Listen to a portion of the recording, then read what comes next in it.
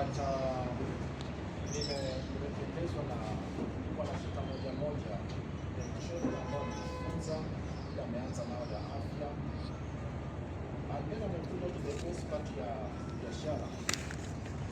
You see, when I go out there, I always encourage people to consider doing this business part-time.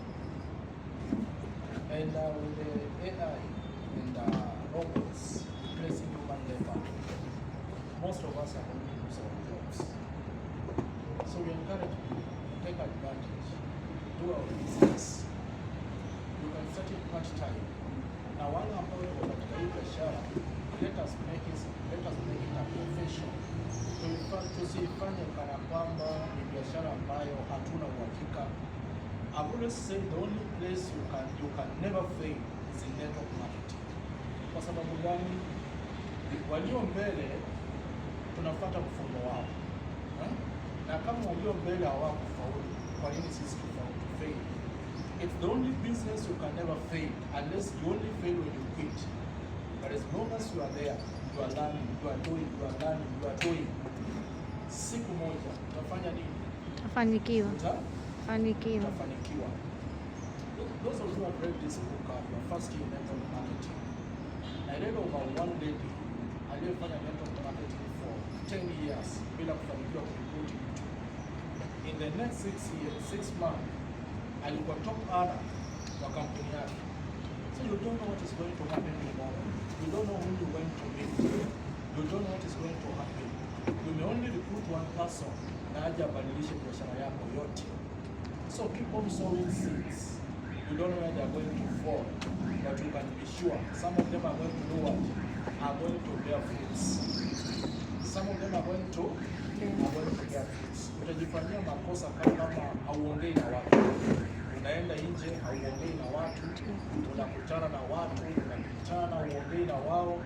Talk to as many people as possible about the business. Whether you are earning or you are not earning, whether it is working for you or it's not working, whether it is giving you results or if it's not giving you results, keep on talking about the business. Watu wakuelewe ya kwamba ukikutana na wewe, the only thing they hear from you ni nini? Business. Ni biashara. At one time, Madam Susan alituambia, alikuwa anaongea kuhusu BF Suma mpaka kwake kwa nyumba ikaleta shida. Sewaka alikuwa anamwambia ukiingia kwa mlango BF Suma uache hapo.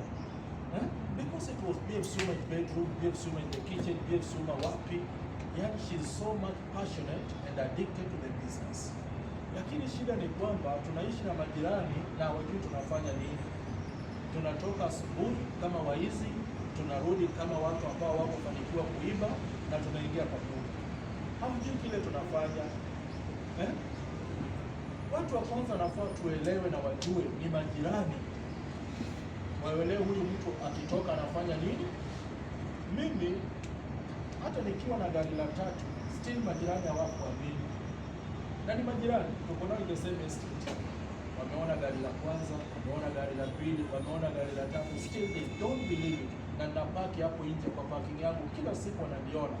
So, I used to think nikija nikienda safari na nipate magari, sitatumia effort kurecruit watu. But there are certain people, hata ukashinda nini, they will never be moved. But at the end of the day, there are those who are going to be inspired by your story, there are those who are going to register, and there are those who are going to do business with you. The biggest challenge we are facing in our business is retention.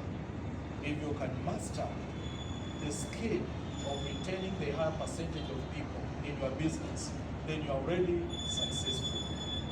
Niwatakie mema, waombee mafanikio. Kunyeshe, kusinyeshe, lazima watu wajue BF Suma inafanya nini? Inabadilisha maisha ya watu. Thank you.